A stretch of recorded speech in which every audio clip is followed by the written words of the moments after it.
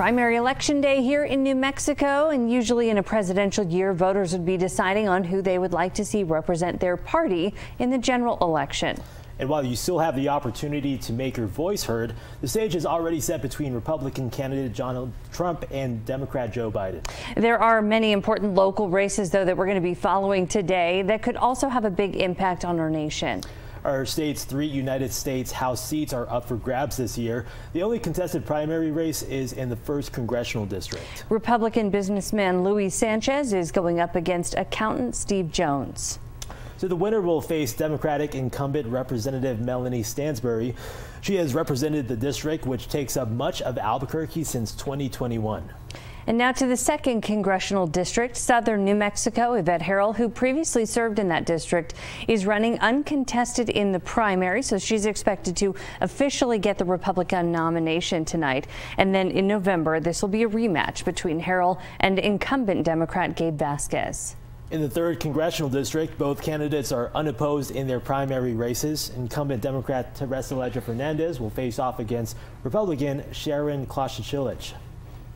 In the race for United States Senate, both candidates running unopposed. Nella Domenici is poised to take the nomination as the sole Republican candidate. She will face off against incumbent Democrat Martin Heinrich in November.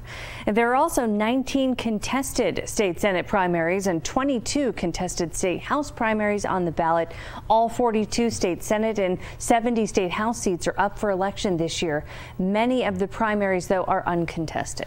One of the biggest showdowns is in Northeast Albuquerque, where Democrat Heather Bergmans is running to unseat Democratic State Senator Daniel Ivey Soto for the state Senate District 15 seat.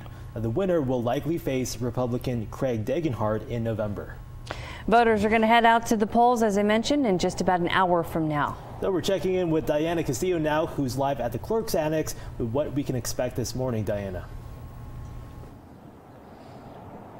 Good morning. Well, it's not so quiet right now. Several poll workers have arrived getting things ready. Now, again, we are about an hour away until people can start voting.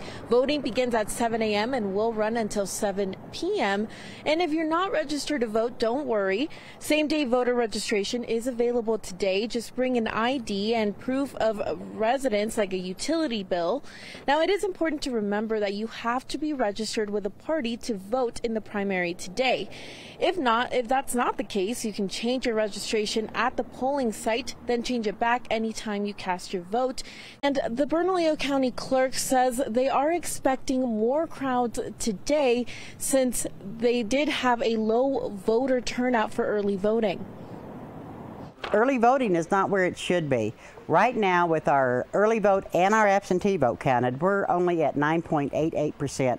That's 31,843 people that have cast a ballot out of 463 plus that could, if they would go to the polls over the next 3 days.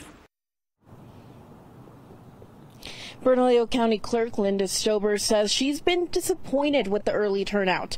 537 of those people in Bernalillo registered to vote the same day. Same-day voter registration is available today. All you need to do is bring your ID and one proof of residence, like a utility bill. Now, it is important to remember that you do have to be registered as a Democrat, Republican, or Libertarian political party to vote in that party's primary election.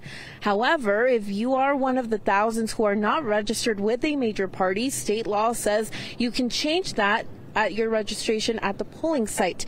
Now, if you want to change it back, you can do that anytime after you vote. Now, you may also want to check with your employer about what they offer for voting so you can beat the crowds in the off hours. Some employers, like the city of Albuquerque, will offer paid leave to vote. Now, there are several polling locations throughout the city, and you can find the one that's most convenient to you by going to our website at KOB.com. Reporting live, Diana Castillo, KOB4.